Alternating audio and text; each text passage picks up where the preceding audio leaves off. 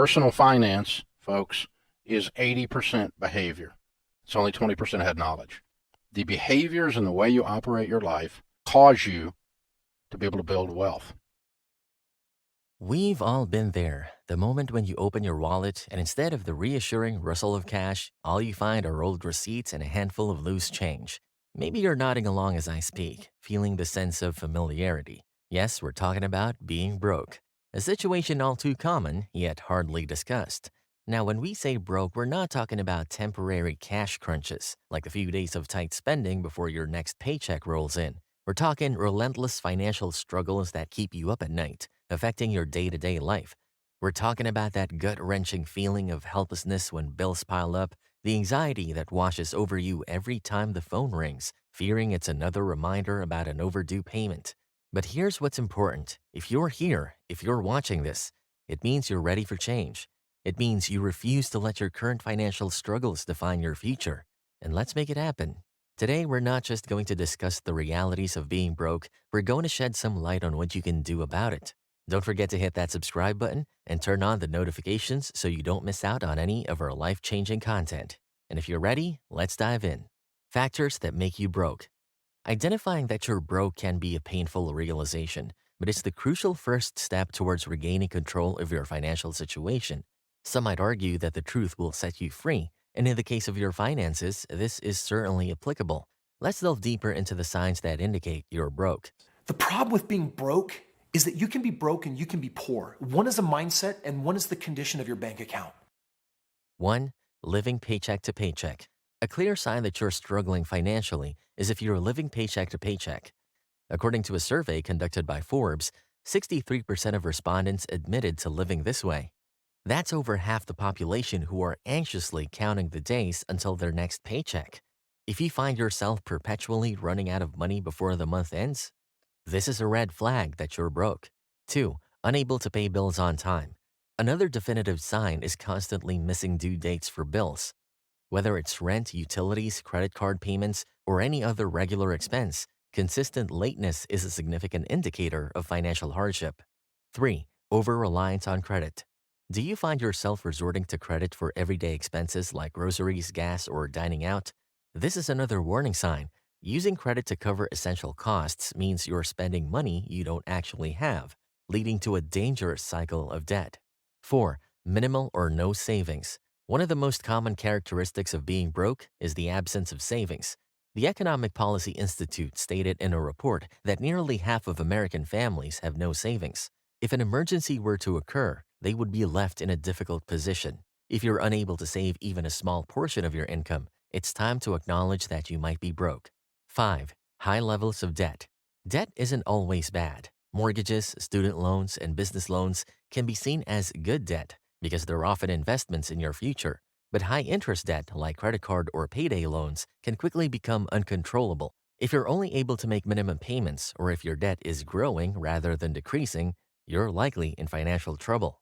6. Lack of money awareness. Ignorance isn't always bliss, especially when it comes to finances. If you're unsure about how much you owe, how much you earn, or where your money goes each month, it's a sign that you are having difficulties managing your finances properly, which also results to you creating bad financial decisions. What to do if you're broke. Now, let's talk about the steps you can take if you find yourself in this difficult situation. Remember, being broke is a temporary state, not a life sentence. So if you're ready to start turning things around, here are some actionable strategies. I'm so careful with every dollar.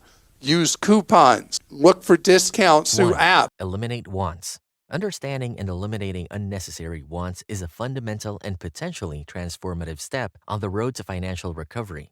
It's all about prioritizing needs over wants, focusing on essential expenses and trimming the rest. You see, our wants are often fueled by impulse buying, societal pressure, or the simple allure of materialistic comforts. It might be that top-of-the-line smartphone that just got launched, a trendy pair of sneakers that caught your eye, or a subscription service that you barely use. However, these are luxuries, not necessities. Start by auditing your current expenditures. Break down your spending habits into needs and wants. Be ruthless in your evaluation. Do you need that premium cable package? Or could you downgrade it or even eliminate it completely? Could you make coffee at home instead of buying it every morning? Each little change can add up to significant savings. It's also crucial to understand that eliminating wants doesn't mean you're depriving yourself. It's about finding a balance, understanding that material possessions don't equate to happiness, and learning to find joy in simplicity. Remember, the ultimate goal isn't to eliminate all your wants permanently. As you regain control of your financial health and build a more solid foundation, you can reintroduce some of those wants back into your life responsibly. 2. Stop digging the hole. Stopping the downward spiral of financial debt is critical. Imagine trying to fill a bucket with water, but there's a hole at the bottom. No matter how fast you pour water in, if you don't plug the hole, you'll never fill the bucket. The same applies to your finances. Addressing this issue means first acknowledging the sources of your debt. Is it from high interest credit cards, personal loans, or impulse purchases that are beyond your means? Once identified, the goal is to stop adding to these debts. Next, look into options to manage your existing debts. Can you consolidate your debts into one payment with a lower interest rate? Are there debt relief programs or services available that you can use? Understanding and exploring these options can help halt the increase of your debts. In essence, stopping the dig means halting the behaviors that got you into financial trouble in the first place. This might involve substantial changes like rethinking your shopping habits or saying no to social events that require unnecessary spending. 3. Learn about money. The old saying, knowledge is power, definitely applies to finances. Many people find themselves in difficult financial situations due to a lack of understanding or awareness about money management. But fortunately, learning about money is something within everyone's grasp. There are several key areas you should focus on. Firstly, understanding how to budget effectively. A budget is a roadmap of your finances. It helps you see where your money is going, how much you're saving, and where you can make adjustments. Secondly, understanding the concept of interest and how it works is crucial. This applies to both the interest you earn on savings and the interest you pay on debts. Next, familiarize yourself with the importance of saving, the different types of savings accounts, and the benefits of having an emergency fund. Lastly, learn about investments. Understanding the basics of stocks, bonds, mutual funds, and retirement accounts can set you up for future financial success. The beauty of the internet age is that there are countless resources available to learn about these topics. And of course, our channel got you. If you want to learn about handling your finances, investing, and setting up your emergency fund, we got tons of videos that will guide you. You can check the links in the description box and start learning them later. 4. Increase income. While managing your expenses effectively is crucial, it's just one side of the coin. The other is increasing your income. In today's fast-paced, digitally driven world, there are more opportunities than ever to supplement your primary income. Firstly, evaluate your current job situation. Are you due for a raise? Have you acquired new skills that warrant a salary increase? Or is it time to look for a new job altogether, perhaps one with a higher pay scale or better opportunities for growth? Remember, it's important to ensure that your income matches your skill set and industry standards. Secondly, consider starting a side hustle. This is a part-time job or business that you can manage alongside your main job. This can range from freelance writing, graphic design, tutoring, consulting, to selling handmade products online. The possibilities are endless and can be tailored to your skills and interests. Next, leverage the gig economy. Numerous platforms offer freelancing opportunities, whether it's designing a logo on Fiverr, teaching a language on italki, or renting out your spare room on Airbnb. These platforms can provide substantial supplementary income. Passive income sources can also be a game changer. This could be income from rental properties, dividends from investments, or profits from an online business that requires minimal supervision. Remember, every little bit helps. Even an extra few $100s a month can go a long way in helping you pay down debt, save, and invest for the future. 5. Save and invest.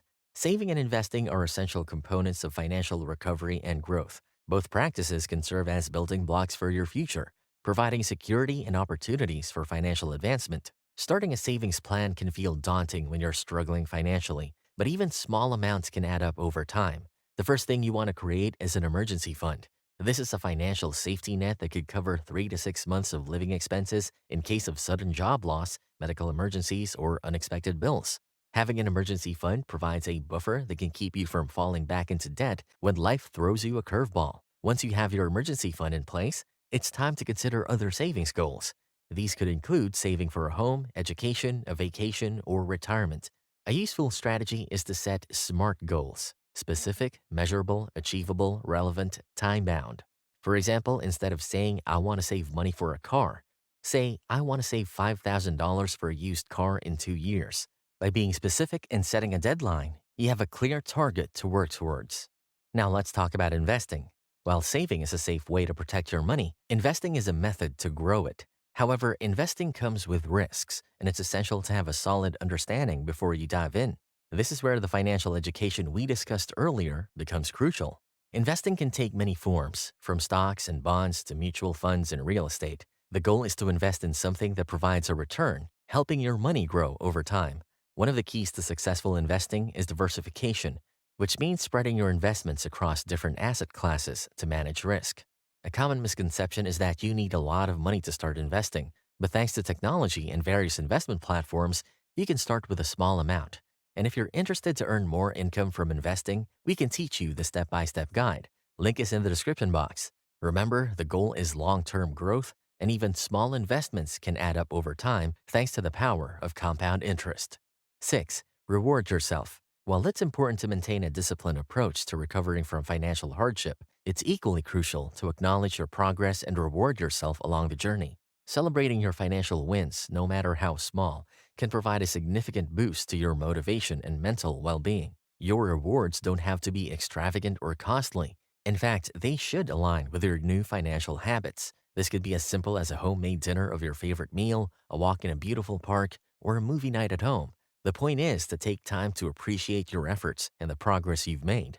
Setting up milestones in your financial recovery journey is a great way to incorporate rewards. For example, once you've paid off a certain amount of debt or reached a savings goal, give yourself a small reward.